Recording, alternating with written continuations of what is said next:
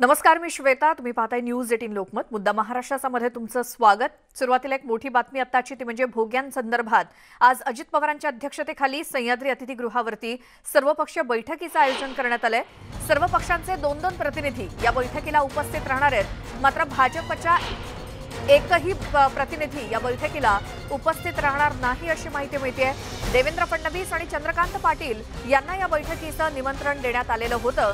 मात्र भाजपचं कुणीच या बैठकीला येणार नसून 1 वाजता पत्रकार परिषद घेतली जाणार आहे. त्यामुळे फडणवीस या पत्रकार परिषदेमध्ये काय बोलणार याकडे आपलं लक्ष असेलच, तर दुसरीकडे सर्वपक्षीय बैठकीसाठी नेते मंडळी सह्याद्री अतिथीगृहावरती यायला सुरुवात झाली आहे. सर्वपक्षीय बैठकीला पर्यावरण मंत्री आदित्य ठाकरे सह्याद्रीवरती पोहोचलेत. उपमुख्यमंत्री अजित पवार, नगरविकास मंत्री एकनाथ शिंदे, परिवहन मंत्री अनिल परब, तसंच मनसेकडून बाळा नांदगावकर आणि नितीन सरदेसाई या बैठकीसाठी सह्याद्री अतिथीगृहावरती पोहोचलेत.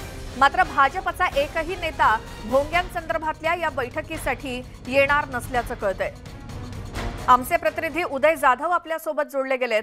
उदय, आता कोण कोण आतापर्यंत सह्याद्री अतिथीगृहावरती पोहोचलेत आणि भाजपच्या नेत्यांबद्दल काय?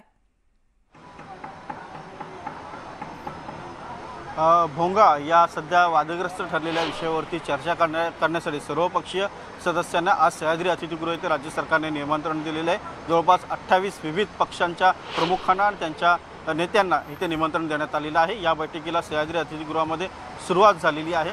काही मोठ्या प्रमाणात जे इतर पक्षांचे सदस्य आहेत, नेते आहेत, ते येऊ लागलेले आहेत आणि बैठकीला सुरुवात झालेली आहे. मात्र भाजपचे कोणीही नेते इथे अजूनही पोहोचले नसल्याची माहिती मिळते आणि ते नेते इकडे उपस्थित राहणार नसल्याची देखील माहिती मिळते आहे. मात्र राज्य सरकारकडनं उपमुख्यमंत्री अजित पवार यांच्या अध्यक्षतेखाली ही बैठक होत आहे. त्याचबरोबर गृहमंत्री दिलीप वळसे पाटील हे देखील या बैठकीला उपस्थित आहेत. शिवसेनेकडनं या बैठकीला पर्यावरण मंत्री आदित्य ठाकरे, नगरविकास मंत्री एकनाथ शिंदे आणि परिवहन मंत्री अनिल परब हे उपस्थित आहेत. त्याचबरोबर काँग्रेसकडनं आणि राष्ट्रवादी काँग्रेसकडनं देखील त्यांचे मंत्री आणि नेते इथे उपस्थित आहेत. त्याचबरोबर इतर जे लहान घटक पक्ष आहेत त्यांचे प्रतिनिधी देखील इथे उपस्थित झालेले आहेत. मनसेने हा मुद्दा खरं तर उचलून धरला होता आणि त्यांचे नेते बाळा नांदगावकर आणि नितीन सरदेसाई हे देखील या बैठकीला पोहोचलेले आहेत. बैठकीमध्ये चर्चा होते आहे. साधारणतः तास ते 1.5 तास ही चर्चा चालू राहील आणि सर्वपक्षीय सदस्यांच्या प्रमुखांना या बैठकीमध्ये बोलण्याची संधी जी आहे ती दिली जाणार आहे. सर्व पक्षीयांचं म्हणणं ऐकून घेतल्यानंतर साधारणतः त्यानंतर स्वतः गृहमंत्री दिलीप वळसे पाटील हे पत्रकार परिषद घेणार आहेत आणि पत्रकार परिषदेमध्ये या सर्वपक्षीय बैठकीमध्ये नेमकी काय चर्चा झाली, किती वेळ चर्चा झाली आणि एकूणच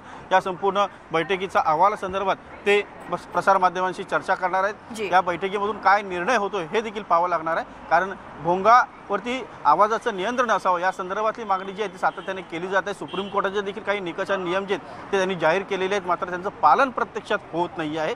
तर प्रत्यक्ष आता राज्य सरकार या संदर्भात काय निर्णय घेते हे पाहावं लागणार आहे. राज्य सरकारने देखील या संदर्भात काही आदेश दिलेले आहेत, त्यांची देखील अंमलबजावणी होणं अत्यंत गरजेचं आहे. मात्र जे राजकारण होतं आहे, जे समाजामध्ये ज्या प्रकारे एक प्रकारे तणावाचं वातावरण निर्माण झालेलं आहे ते कसं टाळता येईल आणि नियमांचं कसं, कायद्याचं कसं पालन करता येईल जेणेकरून कायदा सुव्यवस्था राज्यामध्ये आणि विशेषतः मुंबईमध्ये ही शांत राहील, सुरळीत सुरू राहील, या संदर्भात या बैठकीमध्ये काय निर्णय होते हे पाहणं अत्यंत महत्त्वाचं ठरेल. मनसेने साधारणतः 3 मेपर्यंत अल्टिमेटम हा राज्य सरकारला दिलेला आहे. तोपर्यंत राज्य सरकारने जर का कडक पावलं उचलली नाहीत किंवा भोंगे जे आहेत त्यांचा आवाजाची जी मर्यादा आहे ती जर का मर्यादित राहिली नाही तर मग मनसे त्यांच्या आक्रमक धोरणानुसार काही निर्णय जे आहेत ते घेऊ शकतात. त्यामुळे हिंसक वळण जे आहे या संपूर्ण प्रकाराला ते देखील मिळू शकतं. मात्र प्रत्यक्षात आता काय होतं हे पाहावं लागणार आहे. ही बैठक अत्यंत महत्त्वाची आहे. बैठकीमध्ये काय निर्णय होत आहेत त्याला सर्वपक्षीय सदस्यांचं एकमत होतंय का हे देखील पाहणं अत्यंत महत्त्वाचं आहे. बरोबर आहे उदय, धन्यवाद या सगळ्या माहितीसाठी. ही सर्वपक्षीयांची बैठक संपल्यानंतर सुद्धा यामध्ये काय होतंय यासाठी तुमच्याकडे पुन्हा येऊच. मात्र तोपर्यंत धन्यवाद. आता राणा दाम्पत्यानं हायकोर्टामध्ये धाव घेतली आहे आणि दाखल झालेला गुन्हा रद्द करण्याची मागणी केली आहे. या याचिकेवरती आज दुपारी 3 वाजता सुनावणी होणार आहे. तत्काळ सुनावणी घेण्याची सुद्धा त्यांनी विनंती केलेली होती आणि त्यानुसार आज दुपारी 3 वाजता सुनावणी घेतली जाईल.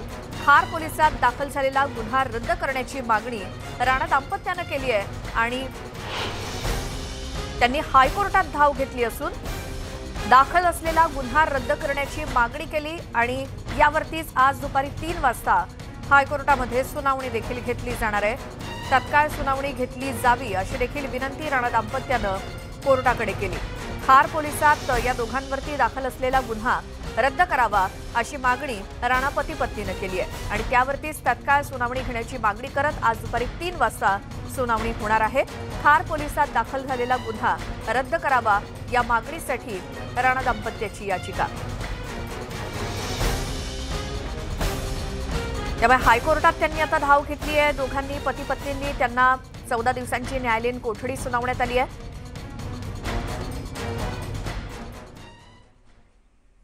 खरोखर वस्तुस्थिती काय आहे आणि काय वस्तुस्थिती अशी आहे, यावेळेला देशातल्या अनेक राज्यामध्ये विजेचा क्रायसिस आहे। तुम्ही शेजारचा गुजरात बघितलं, कर्नाटक बघितलं, इकडं आंध्र बघितलं, या अनेक राज्यामध्ये यंदाच्या वर्षी विजेची कमतरता आहे। त्याला 2 कारणं आहेत। एक तर हवामानाच्या पेक्षा यावेळेला उष्णता जास्त आहे आणि त्यामुळे साहजिकच त्याची डिमांड वाढते, विशेषतः शेती आणि या सगळ्या गोष्टीला त्याची डिमांड वाढते आणि ती वाढत चाललेली आहे आणि काही गोष्टीची कमतरता आहे।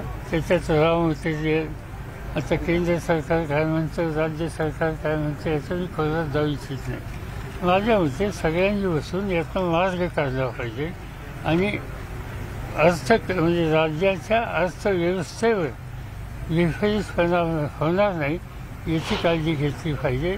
आणि माझी माहिती असे की राज्याचे मुख्यमंत्री हे आपल्या दिवसातल्या वेळापैकी बराच वेळ यातनं मार्ग काढण्याच्यासाठी देत असतात आणि हळूहळू त्यामुळे परिस्थिती सुधारते। थोडा पाऊस किंवा तत्समची अपेक्षा आहे आणि हवामान खात्याने सुद्धा तसं वर्तवलेलं आहे। ते जर घडलं तर हळूहळू ही स्थिती बदलायला वेळ लागणार नाही, पण 1 महिना 1.5 महिन्यापेक्षा हा कालखंड जास्त राहील असं दिसत नाही। सर, गेल्या काही दिवसांपासून राज्यातलं जे वातावरण आहे, एकमेकांवरती हल्ले करणे, त्यासोबतच हनुमान चालिसावरून जे काही वाद सुरू आहेत, काय तुम्ही नेमकं कसं पाहता या सगळ्या? असं आहे की म्हणजे एखाद्या धर्मासंबंधी, धर्माच्या विचाराच्या संबंधी प्रत्येक व्यक्तीला त्याच्या काही भावना असतात, पण त्या भावना त्यांनी अंतःकरणात ठेवाव्यात, आपल्या घरात ठेवाव्यात। आपण त्याचं प्रदर्शन करायला लागलो आणि त्याच्या आधारे अन्य घटकांच्या संबंधी एक प्रकारचा द्वेष किंवा एक वगैरे वाढेल असे जर प्रयत्न केले तर त्याच्यातून त्याचे दुष्परिणाम हे समाजाला दिसायला लागतात। महाराष्ट्रात हे कधी नव्हतं। अलीकडच्या काळामध्ये महाराष्ट्रामध्ये व्यक्तिगत अशा प्रकारच्या या गोष्टी होतात आणि माझ्या सरकारला आश्चर्य होतं। तर मी सांगतो की मी राज्यात अनेक वर्ष काम केलं। बाळासाहेब ठाकरे यांनी माझे जाहीर इतके मतभेद असायचे की म्हणजे शब्द एकमेकाच्याबद्दल वापरण्याची काटकसर आम्ही दोघांनी कधी केली नाही, परंतु ती बैठक संपल्याच्या नंतर संध्याकाळी मग ते माझ्या घरी येतील किंवा मी त्यांच्या घरी येतील। मला आठवतं आहे की अनेक वेळेला कुठे औरंगाबादला वगैरे आम्हाला लोकांच्या सभा झाल्या आणि विरोधकांना आम्ही तुटून पडलो आणि ती सभा संपल्याच्या नंतर त्यावेळेचे तिथले ज्येष्ठ नेते होते बापूसाहेब काळदाते किंवा अनंतराव भालेराव या सगळ्या व्यक्तींच्यावर नंतरची संध्याकाळ आमची जायची आणि त्या सभेत काय बोललो याचं स्मरणसुद्धा कधी व्हायचं नाही। आणि ही परंपरा अगदी यशवंतराव चव्हाण यांच्यापासून या राज्यामध्ये होती। मी महाराष्ट्राच्या विधिमंडळामध्ये अनेकदा बघितलं, जेव्हा मी विधिमंडळात नव्हतो आणि त्यावेळेला यशवंतराव चव्हाण मुख्यमंत्री, आचार्य अत्रे, एस.एन. जोशी हे विरोधी पक्षाचे नेते आणि त्यांच्यातल्या तिथली चर्चा ही एकदम टोकाची असायची, पण चर्चा संपल्याच्या नंतर दोघंही तिघंही एकत्र बसून राज्याच्या हिताच्या संबंधीचा विचार करत असत। ही महाराष्ट्राची परंपरा आहे। दुर्दैवानं यावेळेला अलीकडे नाही त्या गोष्टी बघायला मिळतात। मुख्यमंत्री त्याच्याबद्दलचं धोरणात्मक टीका करण्याचा अधिकार प्रत्येकाचा आहे, पण त्यांचे एकेरी नाव घेऊन त्यांच्याबद्दल वेडं बोलणं शोभत नाही, कारण ही इन्स्टिट्यूशन आहे। मुख्यमंत्री त्याचा अर्थ मी निवड उद्धव ठाकरे बघत नाही, तर ती एक संस्था आहे आणि या संस्थांचा एक वकूफ हा ठेवला पाहिजे. ते न ठेवण्याची भूमिका काही लोक घेतात. आणि दुसऱ्या बाजूने तुम्हाला एखादा तुमचा धार्मिक कार्यक्रम करायचा असेल तर तुमच्या निवासी करू शकता, पण तुम्ही तो धार्मिक कार्यक्रम माझ्या दारातून करतो म्हणला तर त्याची मला अस्वस्थता माझ्याबद्दल असं असलेल्या त्या सरकार त्यांच्यात झाली तर त्याला दोष देता येणार नाही. आणि म्हणून या पद्धतीची भूमिका अलीकडे काही लोक मानत आहेत. बघूया, हे थोडंसं वातावरण आहे, पण आणखीन काही दिवसात ते खाली जाईल असं अपेक्षा करूया. आणि आम्हा लोकांची भूमिका म्हणजे माझ्यासारख्याची ही या प्रकारचा विद्वेष मतभेद न वाढेल तसा आणि या राज्याची जी जुनी परंपरा आहे त्या परिस्थितीवर आपण पूर्ववत कसं येऊ याची काळजी घेणं ही राहील. आणि तो फक्त आम्ही लोक करू. याच परिस्थितीवर राष्ट्रपती राजवट पक्षाच्या नेत्यांकडनं म्हटलं जातं की राष्ट्रपती राजवट लागू होईल अशी परिस्थिती राज्यात आहे. सध्या शिवसेनेला ड्रॅफ्ट मध्ये अडकवायचं जाणीवर ठीक आहे. असं आहे की हे खरं आहे की सत्ता गेल्याच्या नंतर लोक अस्वस्थ होतात. म्हणजे हा काही नवीन भाग नाही.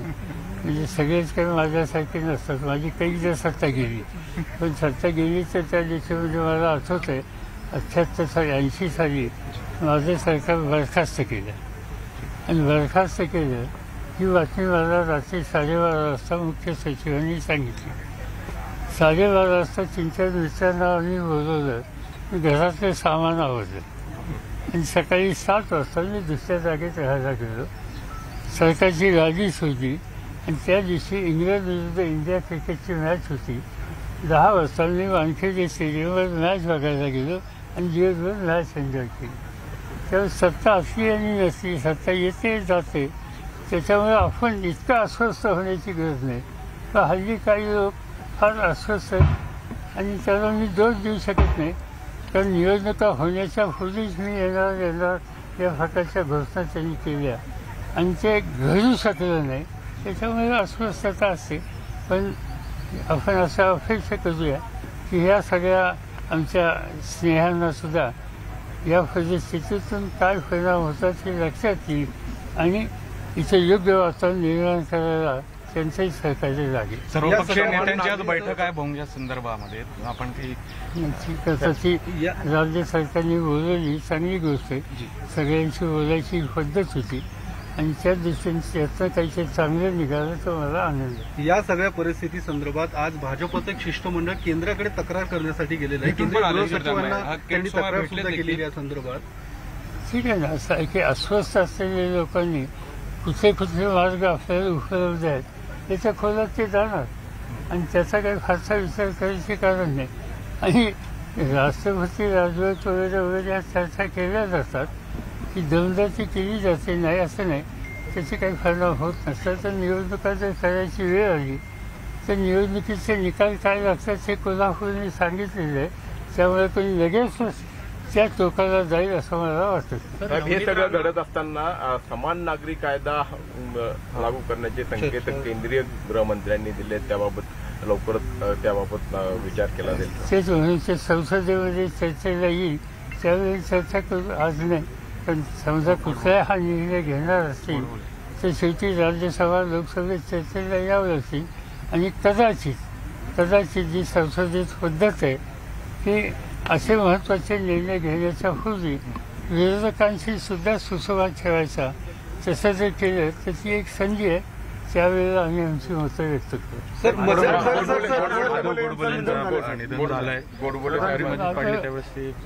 हे तुमच्याकडनं माहिती मला कळली. माझं नाव महाराष्ट्राचे एक अत्यंत कर्तृत्ववान अशा प्रकारचे अधिकारी होते. त्यांचा खरा परिचय लोकांना झाला यशवंतराव चव्हाण संरक्षण मंत्री असताना, परराष्ट्र मंत्री असताना हे त्यांचे सचिव म्हणून त्यांनी काम केलं. आणि चव्हाण साहेबांच्या देशाच्या दौऱ्यात ते नेहमी त्यांच्याबरोबर असत. महाराष्ट्राच्या मंत्रालयामध्ये त्यांनी अनेक वर्ष काम केलं, माझ्यावर काम केलं. ते अर्थ खात्याचे सचिव होते. एक स्वच्छ, अत्यंत स्वस्थ, वेळप्रसंगी आम्हा लोकांच्या मतावर सुद्धा आपली मतं फरफरपणानं मांडायला न कचणारे असे एक अधिकारी म्हणून त्यांचा परिचय होता. देशाच्या गृह खात्याची जबाबदारी ही त्यांनी सांभाळली होती सचिव म्हणून. आणि विशेषतः ज्या कालखंडामध्ये जनरल वैद्यांची इथं हत्या झाली आणि ते जे सुवर्ण मंदिराचा जो वाद होता त्या काळामध्ये गृह खात्याची जबाबदारी ही त्यांच्याकडे होती. आणि त्या अत्यंत कठीण परिस्थितीतून सुद्धा मार्ग काढण्याच्यासाठी त्यांनी अतीव कष्ट घेतलेले होते. आणि म्हणून एका चांगल्या अधिकाऱ्याला आपण महाराष्ट्रच नव्हे तर देश मोकळे.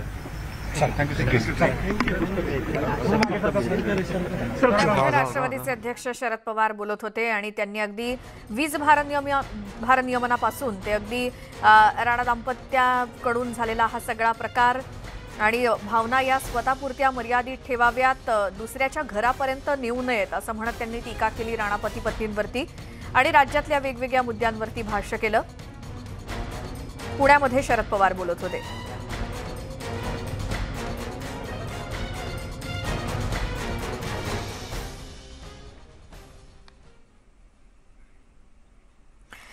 यानंतर आता पुढच्या बातमीकडे वळतोय ती म्हणजे भाजपच्या नेत्या चित्रा वाघ यांनी राणा दाम्पत्यावरती दाखल केलेल्या गुन्ह्याचा विरोध केलाय. तसंच वडेट्टीवारांनी टीका करताना वापरलेल्या असभ्य भाषेवर सुद्धा कडाडून टीका केली आहे. कुणाच्या घरावरती जाऊन आंदोलन करणे याला आमचा विरोधच आहे, पण हनुमान चालिसाचं पठण करणं हा हिंदुस्थानात देशद्रोह कसा काय ठरू शकतो. तसंच महिलांबद्दल अशी गलिच्छ भाषा वापरणाऱ्या मंत्र्यांचा मी निषेध करते. अशांचं जोपर्यंत महिला क्षेत्रपूजन करणार नाही तोपर्यंत यांचा मेंदू ठिकाण्यावर येणार नाही असं ट्विट भाजपच्या नेत्या चित्रा वाघ यांचं.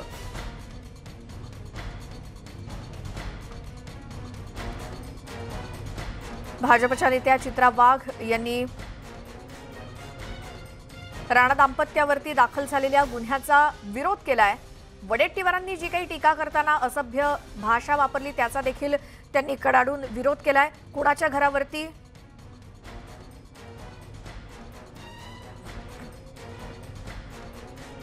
महिलांबद्दल अशी गलिच्छ भाषा वापरणाऱ्या मंत्र्यांचा मी निषेध करते आणि अशांचं जोपर्यंत महिला क्षेत्रपूजन करणार नाहीत तोपर्यंत यांचा मेंदू ठिकाणावरती येणार नाही अशी खरमरीत टीका ट्विट करून चित्रा वाघ यांनी केलेली आहे. वडेट्टीवारांनी टीका करताना वापरलेली असभ्य भाषा याचा देखील त्यांनी समाचार घेतलाय. कुणाच्या घरावरती जाऊन आंदोलन करणं याला आमचा विरोधच आहे, पण हनुमान चालिसेचं पठण करणं हा हिंदुस्थानामध्ये देशद्रोह कसा काय होऊ शकतो. कारण राणा दाम्पत्यावरती देशद्रोहाचा गुन्हा दाखल झालेला आहे आणि त्याचाच मी निषेध करते असं त्यांनी आपल्या ट्विटमध्ये म्हटलंय.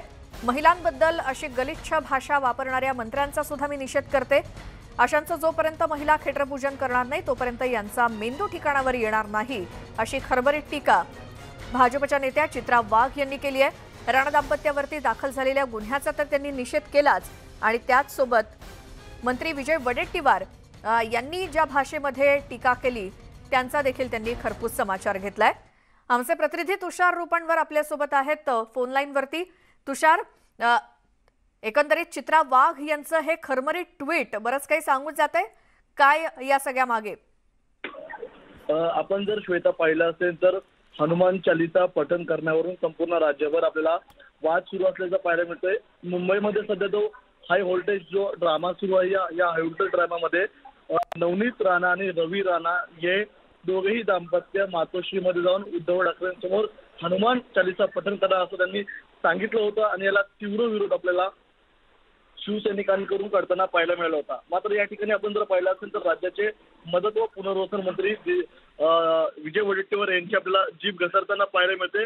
विजय वडेट्टीवार असं म्हणतायत की हे कोण लागून गेले आणि यांचं कोण ऐकणार आहे या प्रकारची वक्तव्य आपल्याला विजय वडेट्टीवार यांच्यावर आपल्याला होताना पाहायला मिळते. त्यामुळे हनुमान चालिसा पठणचा वाद आपल्याला हा आता संपूर्ण राज्यभर आपल्याला शिगेला पोचताना पाहायला मिळतोय आणि त्यामध्ये आज चित्रा वाघ यांचं हे सूचक असं हे ट्विट आहे.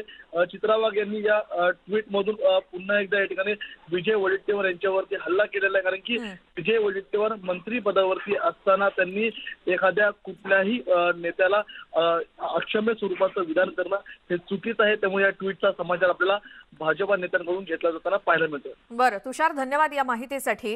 मात्र चित्रा वाघ यांनी विजय वडेट्टीवार यांच्यावरती ज्यासाठी टीका केली आहे ते विजय वडेट्टीवार नेमकं काय म्हणाले होते तेही ऐकूयात. मकसद क्या है, क्या संबंध है? हमने बोल दिया कि हमारे मुख्यमंत्री जी सम्मानीय उद्धव जी ठाकरे ने हनुमान चालीसा पढ़ना ही चाहिए, नहीं तो हम मातोश्री में जाके पढ़ाएंगे। अरे तेरे बाप का क्या जाता है, तू कौन लगाए रे चोटे को? तेरे को बोलना है तो जहाँ बोलना है तू बोल, तेरे को जहाँ पढ़ना है पढ़। नहीं उद्धव जी ठाकरे बोलना चाहिए, तेरे बाप का नौकर है क्या? ऐसे नीच लोग, नालायक लोग इस हिंदुस्तान में पैदा होगी। यावेळेला मोठी बातमी समोर येते. भाजपचं शिष्टमंडळ हे दिल्लीमध्ये गेलेलं आहे आणि ते आता केंद्रीय गृहराज्यमंत्री नित्यानंद राय यांची भेट घेणार आहेत. केंद्रीय गृह मंत्रालयामध्ये ही भेट होणार आहे. केंद्रीय गृह सचिवांच्या भेटीनंतर ही दुसरी महत्त्वाची भेट असणार आहे भाजपच्या शिष्टमंडळाची. हे शिष्टमंडळ सध्या दिल्लीमध्ये आहे. सकाळी 10:15 वाजता त्यांनी भाजपच्या केंद्रीय गृह सचिवांची अर्थात देशाच्या केंद्रीय गृह सचिवांची भेट घेतली आणि त्यानंतर आता केंद्रीय गृह राज्यमंत्र्यांची म्हणजेच नित्यानंद राय यांची भेट घेण्यासाठी हे शिष्टमंडळ जाणार आहे. गृह सचिवांच्या भेटीनंतर ही दुसरी महत्त्वाची भेट आहे. गृह राज्यमंत्र्यांची भेट भाजपचं शिष्टमंडळ घेणार आहे आणि या शिष्टमंडळात स्वतः किरीट सोमय्या आहेत आणि भाजपचे इतर आमदार सुद्धा आहेत जे दिल्लीमध्ये गेलेत. गृह सचिवांची भेट तर त्यांनी घेतली. सकाळी 10:15ची वेळ त्यांना देण्यात आलेली होती आणि आता हे शिष्टमंडळ केंद्रीय गृहराज्यमंत्री नित्यानंद राय यांची देखील भेट घेणार आहे. केंद्रीय गृह मंत्रालयामध्ये या भेटीचं ठिकाण आता ठरलंय. त्यामुळे थोड्याच वेळात ही देखील भेट घेतली जाईल आणि केंद्रीय गृह सचिवांच्या भेटीनंतर दुसऱ्या महत्त्वाच्या व्यक्तीची भेट घेण्यासाठी म्हणजेच केंद्रीय गृह मंत्रालयामध्ये गृहराज्यमंत्र्यांची भेट घेण्यासाठी हे शिष्टमंडळ जाईल. आमचे प्रतिनिधी प्रशांत लीला रामदास आपल्यासोबत आहेतच. प्रशांत, केंद्रीय गृह सचिवांची भेट घेतल्यानंतर आता ही दुसरी महत्त्वाची भेट ठरली आहे त्याबद्दल. बरोबर, अतिशय महत्त्वाची दुसरी भेट आहे. ज्या भेटीमध्ये केंद्रीय गृह मंत्रालयामध्ये किरीट सोमय्या पोहोचलेले आहे. त्यांच्यासोबत भारतीय जनता पक्षाच्या मुंबई भाजपचं शिष्टमंडळ आहे.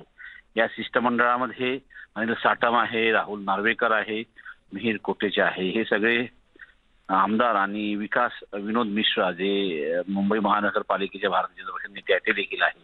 हे सर्व नेते ते पोहोचलेले आहेत आणि थोड्याच वेळात ते जर बघितलं आपण तर ते केंद्रीय गृह राज्यमंत्री जे आहेत नित्यानंद राय यांची ती भेट घेणार आहेत. या भेटीच्या प्रसंगी ज्या पद्धतीनं महाराष्ट्रातलं वातावरण आहे त्या वातावरणाच्या मुद्द्यावरती ही अत्यंत महत्त्वाची बैठक होत आहे. या बैठकीमध्ये खास करून पुन्हा एकदा मागणी करण्यात येणार आहे की महाराष्ट्रामध्ये ज्या घटना घडत आहेत या घटनाची तटस्थपणे तपासणी करण्याकरिता एक चमू इथे मुंबईमध्ये पाठवण्यात यावी. यापूर्वी त्यांनी केंद्रीय गृह सचिव जे आहेत अजय भल्ला यांची देखील भेट घेतली होती. त्या भेटीमध्ये त्यांनी स्पष्ट आश्वासन दिलं होतं की आम्ही या संपूर्ण प्रकरणाची तपासणी करून तपासणीच्या आधारावरती आवश्यकपणे एक चमू पाठवू जी संपूर्ण प्रकरणाची चौकशी करेल. कारण की किरीट सोमय्या यांना Z+ आहे आणि Z+च्या सुरक्षा असलेल्या व्यक्तीवरती अशा प्रकारचा हल्ला होणे हे कितपत योग्य असा देखील सवाल केला जात आहे. स्टुडिओ जी प्रशांत, आणि गृह सचिवांच्या भेटीनंतर आता गृह राज्यमंत्र्यांची भेट आणि त्यामध्ये आता हे शिष्टमंडळ काय मागणी करतील. खरं तर त्यांना आश्वासन देण्यात आलेलं आहे या सगळ्या संपूर्ण प्रकरणाची चौकशी होईल. एक पथक सुद्धा महाराष्ट्रामध्ये येणार आहे. मात्र त्यानंतर पुन्हा एकदा गृह राज्यमंत्र्यांची भेट घेऊन काय सांगितलं जाईल या शिष्टमंडळाकडून. बरोबर, हे अतिशय महत्त्वाचं आहे की एक पुन्हा शिष्टमंडळ येण्याची शक्यता व्यक्त केली जात आहे. निश्चितपणे यानंतर होऊ शकतं की नावं पुढे येतील, कोण कोण अधिकारी जाण्याची शक्यता आहे आणि त्यानंतर होऊ शकतं की त्याची तारीख देखील निश्चित केली जाऊ शकतं. महत्त्वाचं म्हणजे या घडीला किरीट सोमय्या आणि त्यांचे शिष्टमंडळ जे आहे ते केंद्रीय गृह मंत्रालयामध्ये पोहोचलेलं आहे. प्रशांत, धन्यवाद या माहितीसाठी. त्यामुळे आता केंद्रीय गृह राज्यमंत्र्यांची भेट घेऊन आता त्यांच्याकडून काय आश्वासन मिळते या शिष्टमंडळाला आपल्याला थोड्या वेळातच कळेल ही भेट झाल्यानंतर. एकूणच काय तर राज्यातला वाद हा आता दिल्ली दरबारी जाऊन पोहोचलाय। किरीट सोमय्यांवरील हल्ल्यानंतर आज भाजपच्या शिष्टमंडळानं गृहसचिवांची भेट घेतलीच।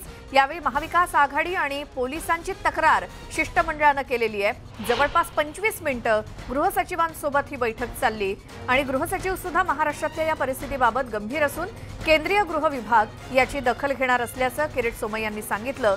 राज्य सरकार अधिकारांचा दुरुपयोग करत असल्याची टीका त्यांनी केली।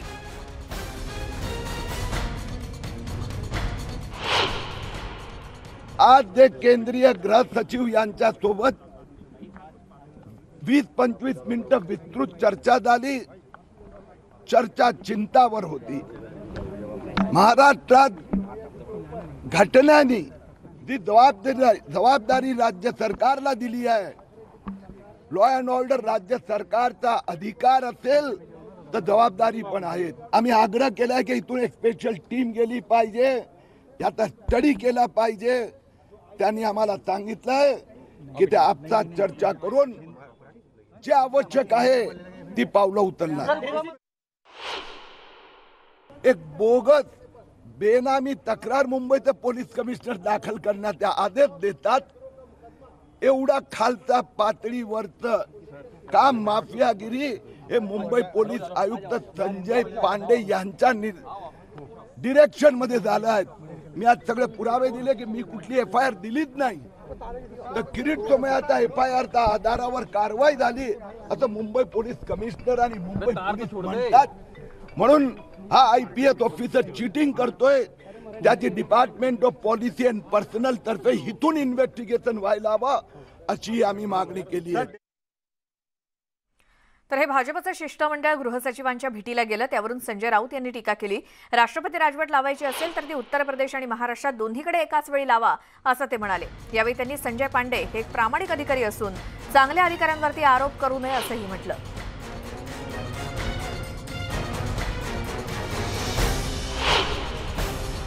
आता कोणाला तरी इथे थोडंसं ओठाखाली रक्त आलं म्हणून राष्ट्रपती राजवट लावा सांगायला गेले। उत्तर प्रदेशमध्ये गेल्या 3 महिन्यामध्ये सरकार आल्यापासून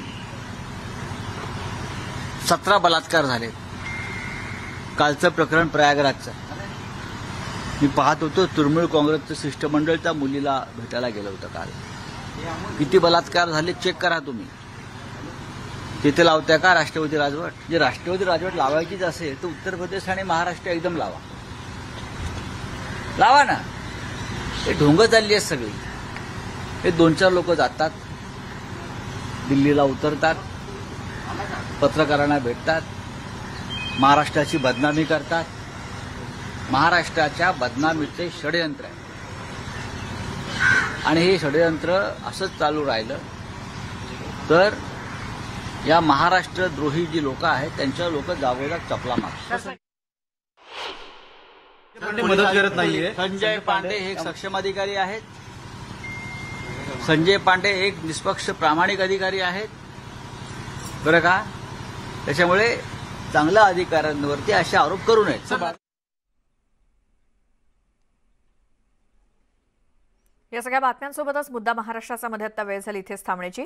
ताज्या बातम्यांच्या अपडेट्ससाठी न्यूज 18 लोकमतच्या YouTube चॅनलला सबस्क्राईब करा आणि फेसबुकवरती सुद्धा मला फॉलो करा।